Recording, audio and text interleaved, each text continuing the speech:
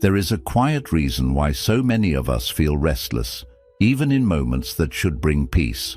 We chase happiness through achievement, through people, through control, but when we finally arrive, something still feels missing. It's not because we lack anything, it's because we're carrying too much. The teachings of the Buddha reveal that happiness isn't found in what we accumulate, it's found in what we release. The more tightly we cling to expectations, to past wounds, to fixed ideas about ourselves, the more we restrict the natural joy that wants to flow through us. Letting go is not weakness, it is not giving up, it is strength, it is a conscious choice to return to our true nature. In the words of the Buddha, you can only lose what you cling to. In this journey, we'll explore profound Buddhist lessons that gently uncover why letting go isn't just part of the path to happiness, it is the path itself. 1. Let go of control. You were never meant to hold it all. In today's fast-moving world, many of us believe that if we just control every part of our lives, we'll finally feel safe and happy. We try to manage everything: our jobs, our relationships, our future goals, even other people's opinions and behaviors. We make to-do lists, long-term plans, and backup plans for our backup plans. We think that the more control we have, the less stress we'll feel. But in reality, this constant need to control everything only creates more stress, more anxiety, and more disappointment. Why? Because life is not something we can trap or shape perfectly to our liking. Life is like a river constantly flowing, shifting and changing. No matter how hard you try, you can't make the river stay still or bend to your will. Buddhism teaches us that trying to control the uncontrollable is one of the deepest sources of suffering. When we resist what's happening, we fight against reality. But the truth is, there is great peace in surrender. Letting go of control doesn't mean you stop caring. It doesn't mean you become lazy or give up on your goals. It simply means you stop believing that everything has to go exactly the way you planned in order for you to be happy. When you loosen your grip and allow life to unfold naturally, you begin to feel lighter inside. You learn to trust the flow of events, even when they don't make sense right away. You become more open to unexpected opportunities. You stop obsessing over problems and start responding to them with clarity and calm. And most importantly, you begin to live in the present moment, not trapped in fears about the future or frustration about the past. Letting go of control is not a weakness. It is an act of strength, of maturity, of deep inner wisdom. It means choosing peace over perfection. It means understanding that true safety doesn't come from managing everything around you. It comes from trusting that whatever happens, you will be okay. And sometimes the most beautiful moments in life arrive not when everything goes according to plan, but when you allow life to surprise you. 2. Let go of the past. Your scars are part of the story, not the end. Almost everyone carries something from the past, a painful memory, a mistake, a betrayal, or a loss that still aches deep inside. Sometimes we keep replaying these moments in our minds, as if holding on to them will change what happened. But no matter how much we think about it, we can't go back and undo the past. The pain may have been real, but when we keep reliving it, we only continue to suffer.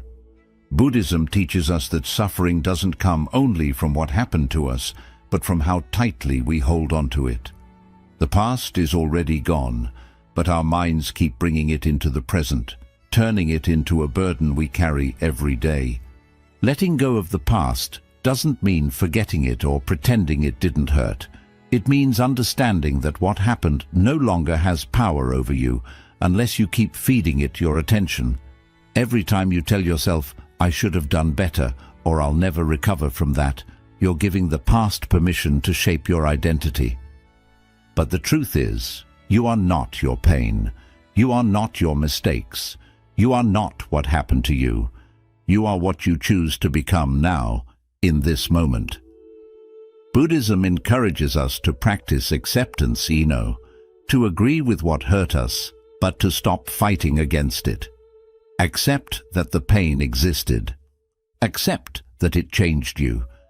But also accept that you no longer need to carry it like a weight on your shoulders. When you stop identifying yourself by your wounds, you begin to see that they were only one part of your story, not the whole book. Just like the lotus flower grows from muddy water, your growth often comes from the very places where you were broken. Letting go of the past is not about erasing your story. It's about choosing not to be trapped by it anymore.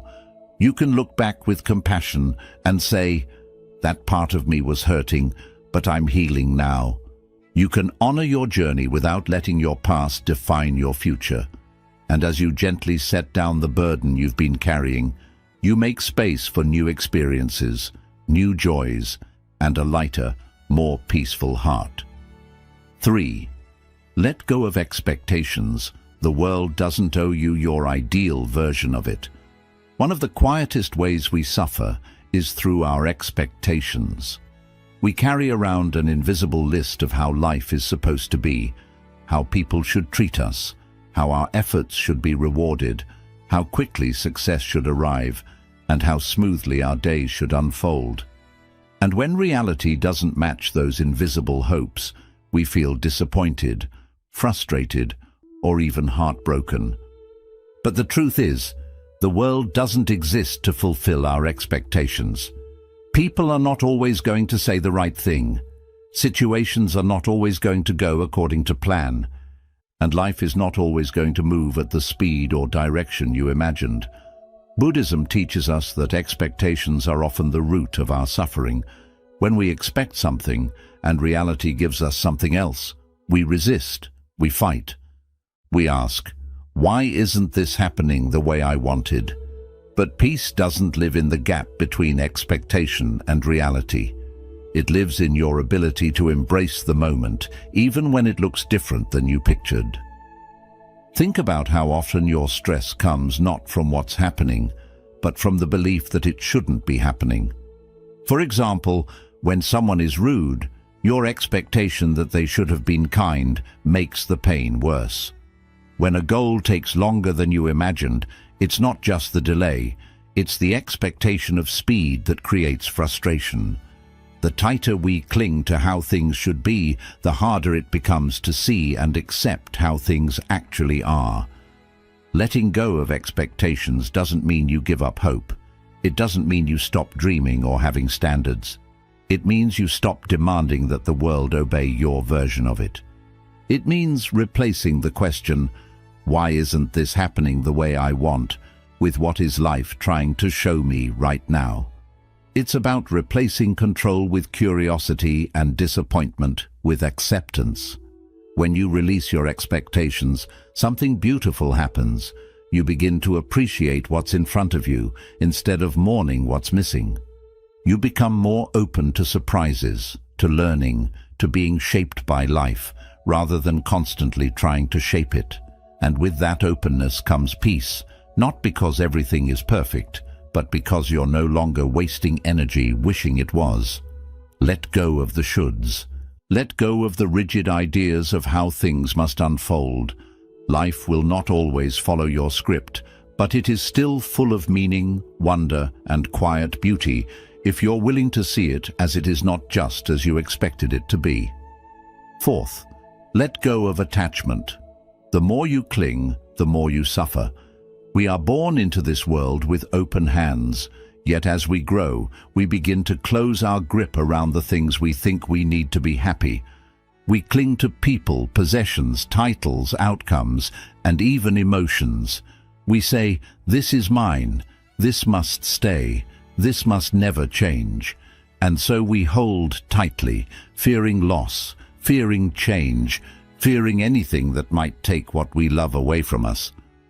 But the deeper truth revealed by Buddhist wisdom is that all things are impermanent, nothing lasts forever, Not your youth, not your job, not your loved ones, not your successes, not even your pain.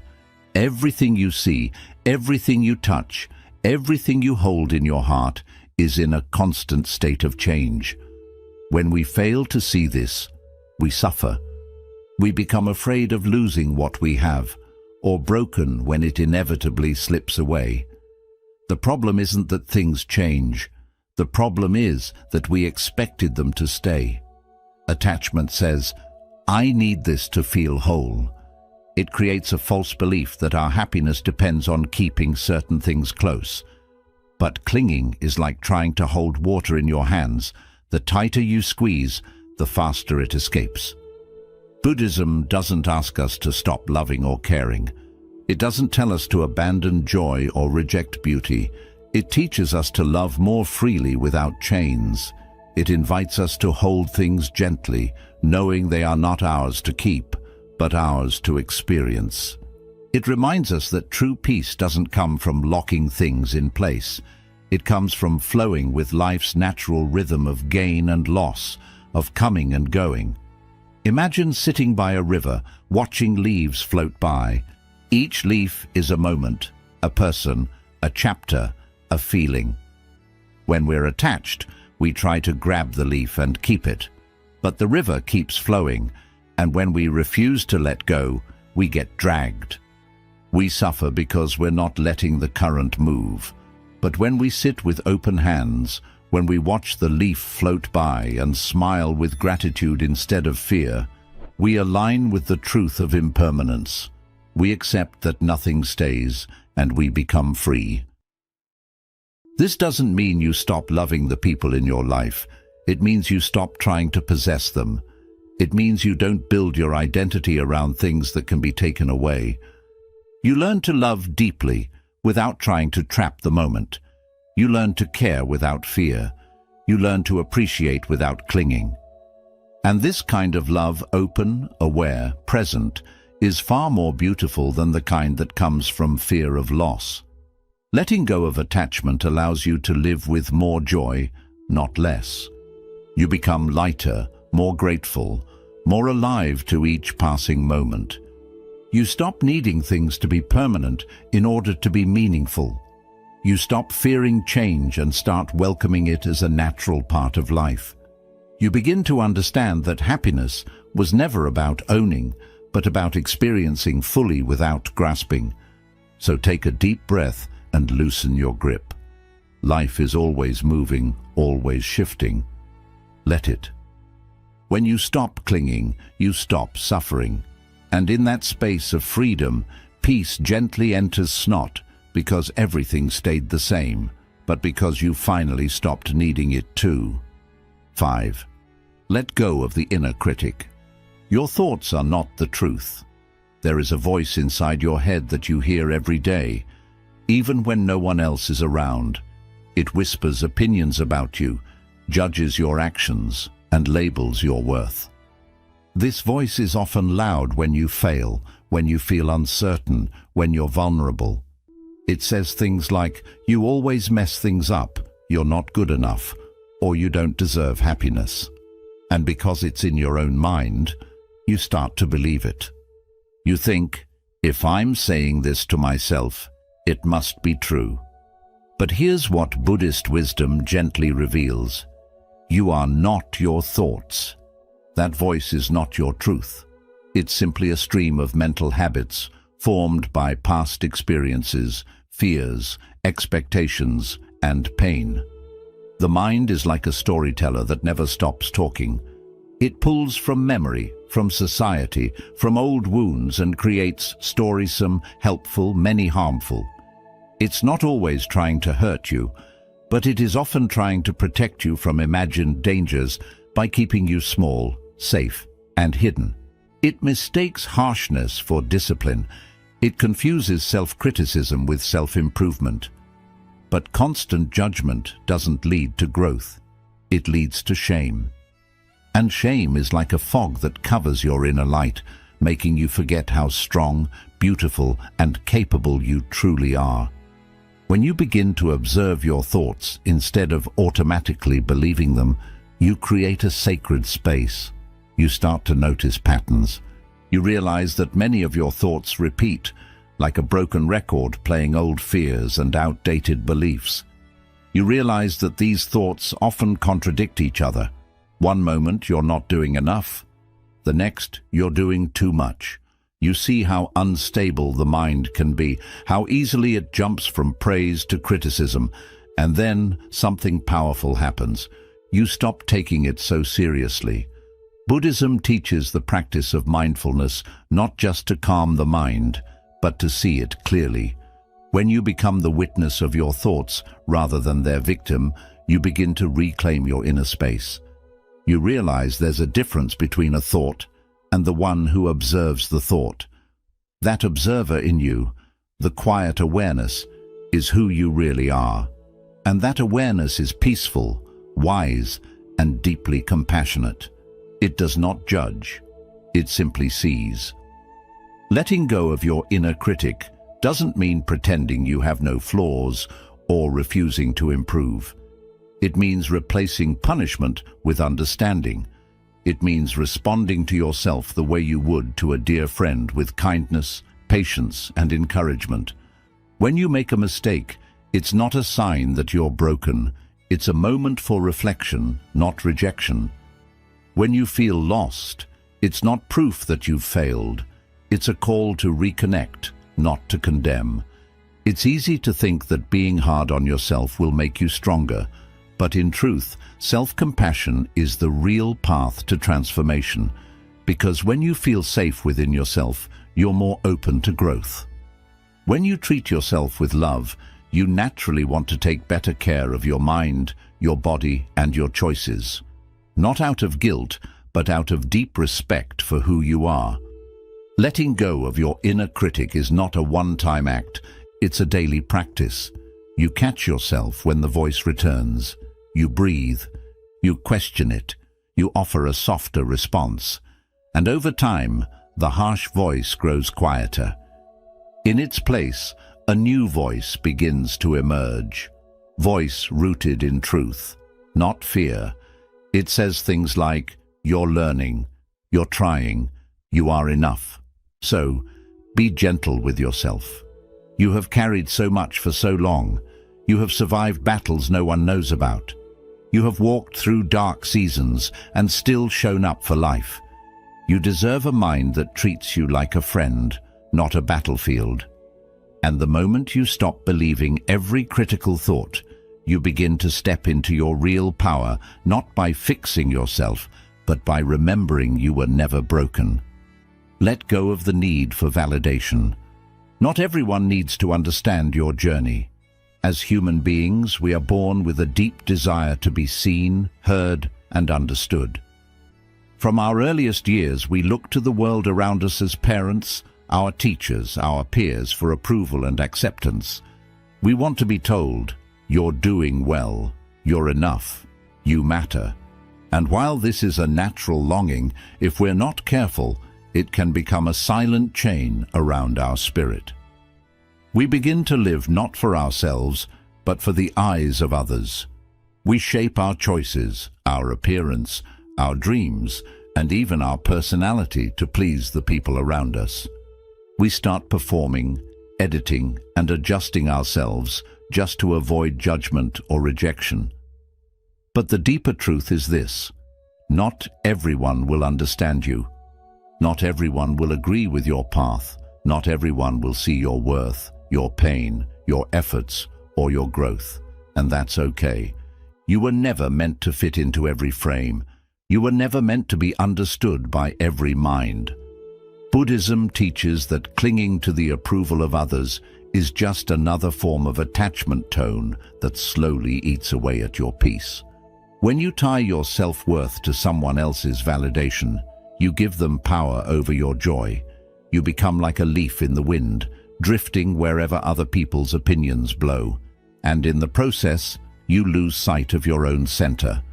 Letting go of the need for validation does not mean becoming cold or disconnected. It means learning to walk through the world anchored in your own truth. It means recognizing that your value doesn't rise or fall with praise or criticism. It means choosing your path because it aligns with your soul, not because it will win applause. When you live this way, something shifts inside you. You no longer need to convince anyone of your worth. You don't need to explain your every choice. You don't waste energy trying to prove yourself to people who were never meant to understand your journey. Think of the Buddha himself. He walked away from a life of royalty. He abandoned wealth, comfort and power to seek something deeper, something the world could not offer. Many did not understand. Some criticized. Some rejected his path. But he did not beg for approval. He simply walked in truth, and through that courage, he lit the way for countless others. You too have that power within you. The power to live with quiet conviction. You don't have to shout to be heard. You don't have to explain your healing. You don't have to justify your boundaries, your solitude, or your joy. Sometimes silence is the loudest proof of self-trust. Sometimes walking away without resentment is the greatest act of strength. And here's the paradox. When you let go of the need to be validated, you often begin to attract deeper respect. Because people sense when you are no longer performing. They feel the calm confidence in your presence. You're no longer trying to be liked. You're simply being real. And that authenticity is magnetic. But even if the world never sees your full depth, you must see it for yourself. You must become your own witness, your own supporter, your own safe place. This doesn't mean you isolate yourself. It means you learn to stand firmly in your inner knowing, even when the outside world offers nothing but silence. You begin to offer yourself the kind words you once waited to hear from others. You stop asking, "Do they understand me?" and start asking, "Do I understand myself?" Letting go of the need for validation is not about becoming indifferent. It's about becoming free. Free to be honest. Free to grow. Free to fail and rise again without shame. And most importantly, free to live your life according to your own light, not someone else's shadow. So if you feel misunderstood, take a deep breath. You are not lost. You are simply walking a path that was meant for your feet alone. Keep walking, keep growing, keep shining, even if no one claps. Because your journey is sacred and your peace is too important to place in someone else's hands. 7. Let go of the idea that you must find yourself. You were never lost. So many of us walk through life with the quiet belief that we are missing something, that we are incomplete, that we must go on a long, exhausting search to find ourselves, as if we are buried treasure hidden beneath the surface waiting to be discovered. We look outward, we travel far. We consume books, chase experiences, and compare our lives to others, all in the hope that one day we'll finally feel whole. We ask questions like, who am I really? And what is my purpose? And when the answers don't come easily, we feel more lost than ever. But the teachings of Buddhism invite us to stop looking outward and start returning inward. They offer a radical, liberating truth. You do not need to find yourself. What has happened you were never that your true lost. Self has been covered layer by layer by years of conditioning, fear, expectation and noise. You've been told who you're supposed to be. You've been taught to wear masks. You've been pushed to chase goals that were never really yours. And in the process, you've simply forgotten the quiet essence of who you are. Letting go of the idea that you must find yourself is not about giving up. It's about realizing that your journey is not one of discovery, but one of remembering. You are not a puzzle to solve. You are not a machine that needs to be fixed. You are already whole beneath the noise, beneath the doubt. And your real task is not to become someone new, but to gently peel away everything that is not you. This process is not dramatic. It is not loud. It does not require the world's applause. It is quiet and sacred. It's the moment you stop trying to impress, the moment you stop chasing an image, the moment you stop asking, "Am I enough?" and begin to live from the knowing that you are. Your true self is not found in titles, in labels, in achievement. It is found in your stillness, in your breath, in your presence, in the calm you feel when you are no longer pretending. Buddhism teaches that the self is not fixed. It is not a solid object that can be pinned down and described. Instead, the self is like water, always flowing, always changing, always responding to its container. This means you don't have to stay the same. You don't have to hold on to the person you once were, and you don't have to limit yourself to the identity the world handed you. You are free to grow, to expand, to release what no longer fits. And as you do, you come closer to your natural state, open, peaceful, and alive. Letting go of the need to find yourself also removes a quiet pressure. It means you no longer have to force clarity. You no longer have to chase big answers.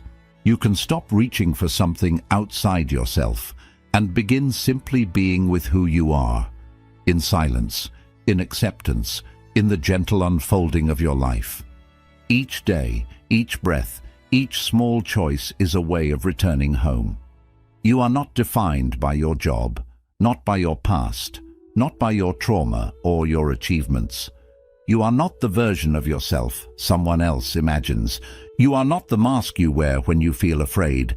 You are not even your thoughts or your emotions. All of these are passing clouds, but beneath them you remain steady, whole, and enough. When you let go of the illusion that your worth is out there, you reclaim the peace that has always been in here. You stop waiting for some future version of yourself to give you permission to be happy. You stop postponing love, peace, and joy, and you begin to live now with gentleness, with gratitude, with awareness. So pause, release the chase, breathe into this moment. You don't need to go find yourself. You simply need to return to the part of you that has always been here, watching, waiting, loving you through everything. That part of you is your truth. That part of you is your home. And it was never lost, only forgotten. 8. Let go of resistance. Peace begins when you stop fighting life. There is a quiet battle many of us fight every day. A battle not against others, but against reality itself. We resist what is. We push against what's happening. We tell ourselves this shouldn't be happening. It's not fair. It wasn't supposed to go this way. And in this resistance, we suffer. Not because life is cruel, but because we are fighting with life instead of moving with it. Buddhism teaches that pain is inevitable, but suffering is optional. And suffering appears when we resist the present moment rather than accepting it with openness.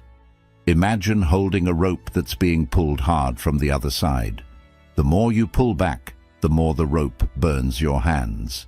But the moment you let go, the tension releases. The pain ends. Life is often like that.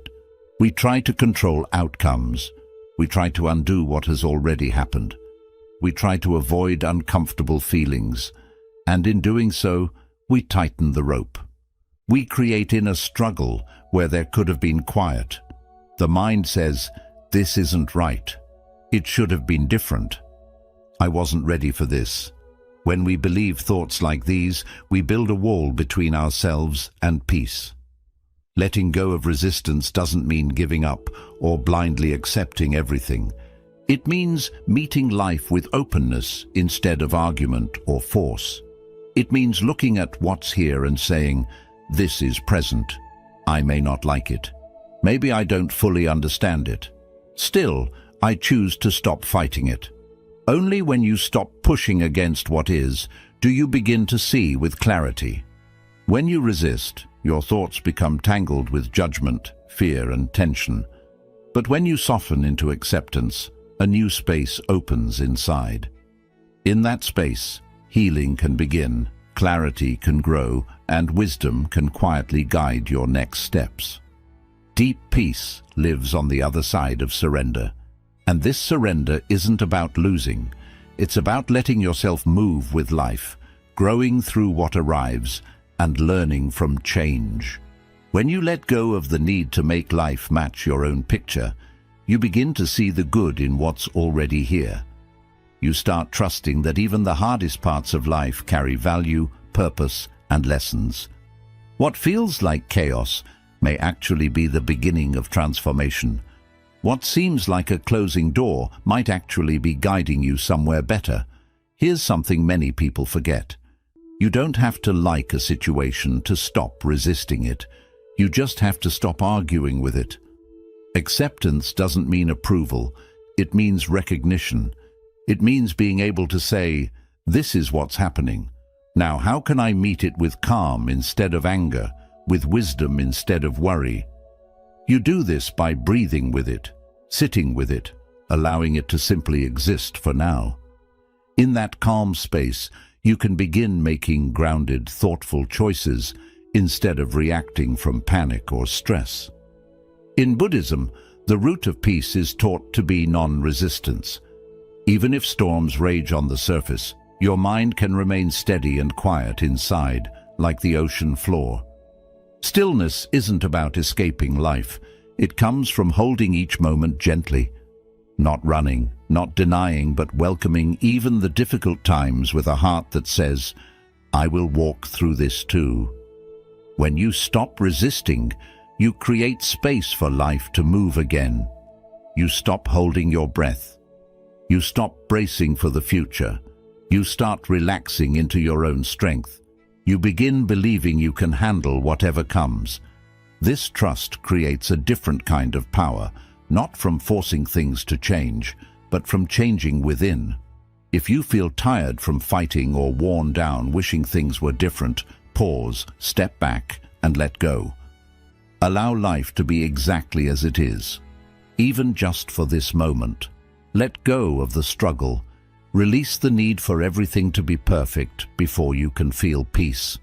The truth is, peace begins not when life shifts, but when you do. When you choose allowing over resisting. When you move with the flow instead of trying to control every outcome. When you rest in the stillness of now instead of running. We often believe happiness is something to chase, something we earn through effort or success. But what if happiness isn't hidden in a future achievement, someone's approval, or a perfect circumstance? What if happiness is right here, quietly waiting beneath everything you carry? The Buddha's teaching reminds us that happiness isn't about gaining more, but about letting go. Let go of control. Let go of the past. Let go of rigid expectations. Release the thoughts and attachments that weigh you down. Every burden you set down isn't a loss. It's a return to yourself. A return to peace, to the calm beneath all the noise. You don't need to fix everything to feel better. You don't have to wait for a perfect life to feel free.